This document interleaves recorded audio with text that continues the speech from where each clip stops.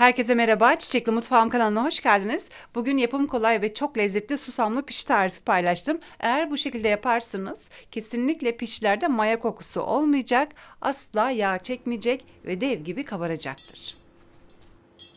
Ve şimdi hemen bütün püf noktalarıyla tarife başlıyorum.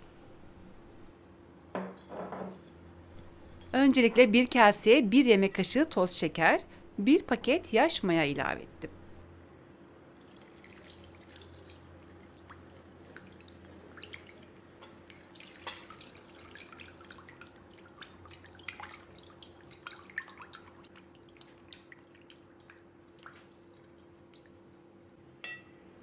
Toplamda 2 bardak süt kullandım. Sütleri mutlaka ısıtalım, birazcık oda sıcaklığında olsun. İlk önce bir miktar süt ilavesi yaptım. Mayayı erittim, ardından da diğer kalan sütleri ilave ettim. Sütlerin tamamını ilave ettikten sonra yine tekrardan karıştırıyorum. Yanımda 5 bardak un var ve 1 tatlı kaşığı da tuz var. Tuzu biraz sonra ilave edeceğim. Şimdi yavaş yavaş un ilavesi yapıp diğer taraftan da karıştırmaya devam edeceğim.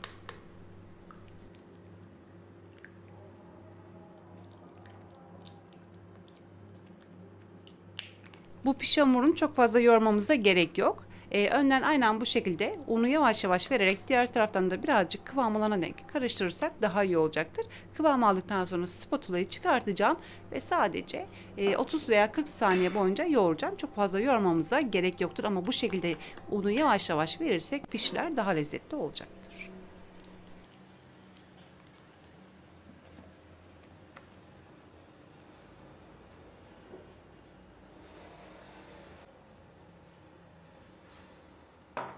Son olarak pişinin hamuruna 1 tatlı kaşığı tuz ilavesi yaptım.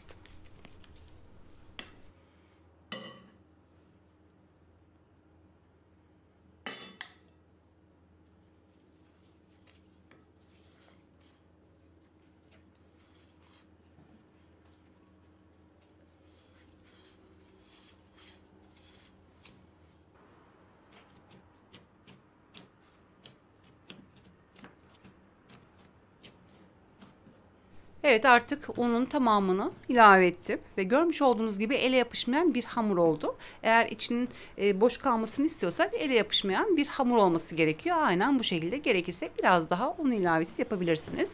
Dediğim gibi sadece 1 dakika boyunca yoğurmam yeterli oldu. Daha fazla yoğurmanıza gerek yoktur. Şimdi hemen bu şekilde bir beze haline getirdim ve tekrardan cam kaseye koydum. Yaklaşık olarak 45 veya 50 dakika boyunca mayalandırmanız yeterli olacaktır. Üstüne bir cam kapak kapatırsanız veya naylon bir poşet geçirirseniz daha çabuk nemlenecektir ve daha lezzetli olacaktır pişler. Hemen üstünü kapatıp yaklaşık olarak 45 dakika boyunca dinlendireceğim.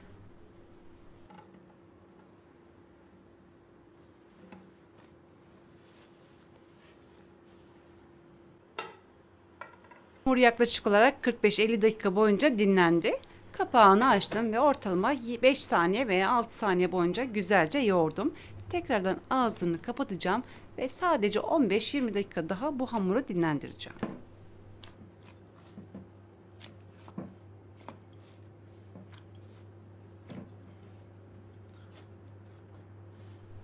Evet, yoğurdum. Tekrar üstünü kapatıyorum. Sadece 15 dakika boyunca dinlenmesi yeterlidir.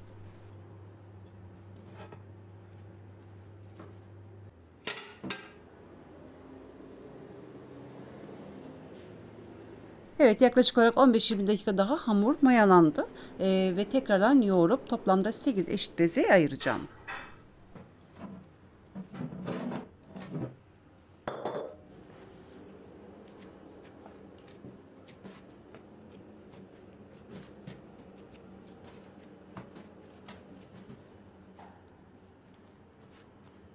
Hamuru 2 defa mayalandırdık. Birisini 45 dakika, diğerini de 20 dakika boyunca mayalandırdık.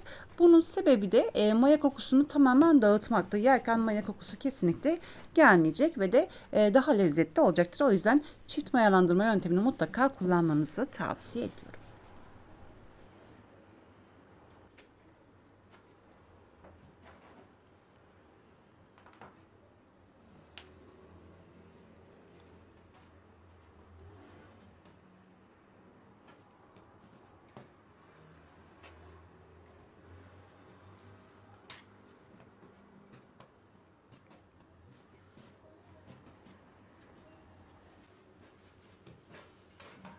Hamuru 8 eşit beziye ayırdıktan sonra üstüne bir buzdolabı poşetiyle kapatıp yaklaşık olarak bir 10 dakika dinlendireceğim. Ardından hemen diğer işlemlerime kaldığım yerden devam edeceğim.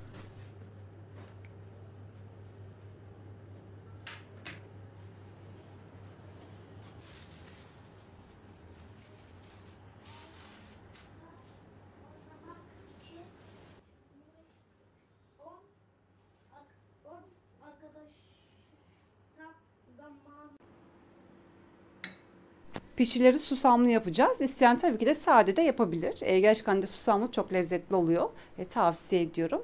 Yanıma da bir miktar bu susamları hamura yapıştırmak için süt aldım. Biraz sonra detaylı bir şekilde göstereceğim.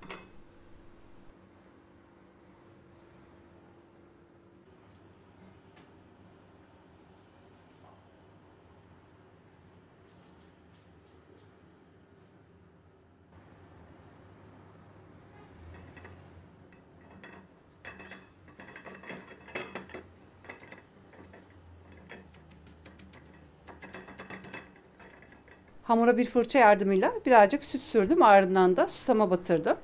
Hemen şimdi açacağım. Yalnız sütü çok fazla sürmemize gerek yok. Çok az miktarda sürelim. Bakın bu şekilde çok kolay oluyor gerçekten de. Şimdi hemen açmaya başlıyorum.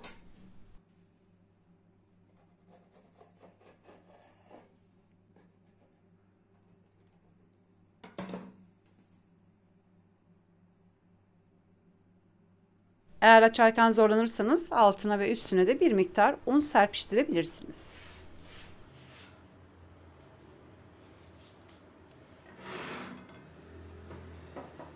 Hamuru kahvaltı tabağı büyüklüğünde açtıktan sonra hemen bu şekilde dörde kestim. Kesinlikle çok ince olmamalı, çok da kalın olmamalı. Çok ince olursa kabarmaz, çok kalın olursa da kabarmaz. O yüzden lütfen dikkatli olalım.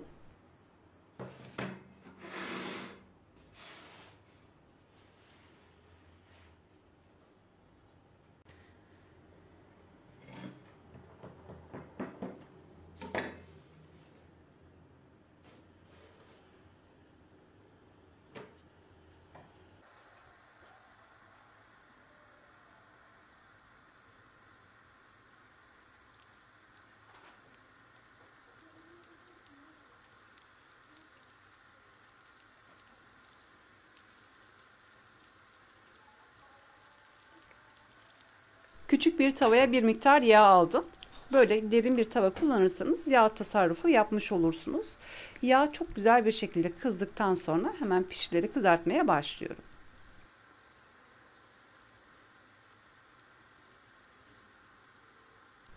Dediğim gibi pişileri eğer çok fazla kalın bırakırsak kesinlikle kabarmayacak. Çünkü tam kabarma esnasında ağırlığından dolayı çökecektir. Kesinlikle kabarmayacak ama kabarmasa bile yine de lezzetli olacaktır. Çok ince olursa da kabarmaz. O yüzden lütfen kalınlığına dikkat edelim.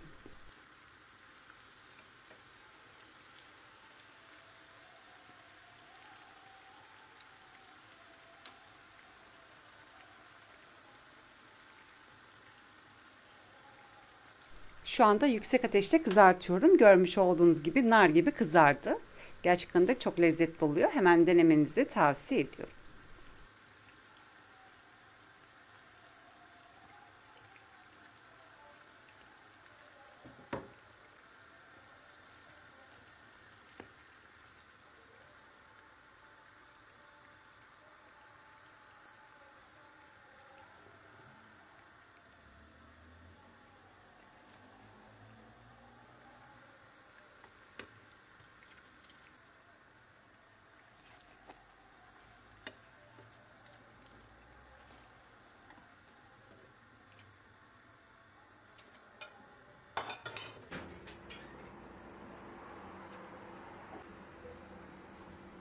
Artık pişler hazır. Görmüş olduğunuz gibi kesinlikle yağ çekmedi. Dev gibi kabardı.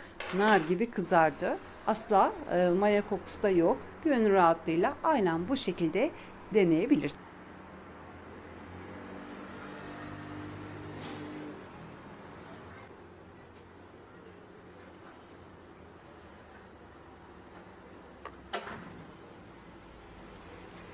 Ve böylelikle bir tarifin daha sonuna geldik. Umarım bu videoyu beğenmişsinizdir. Sizlerden gelecek olan mesajları sabırsızlıkla bekleyerek şimdilik vedalaşıyorum. Yarın yeni videomda tekrar görüşmek dileğiyle. Hoşça kalın.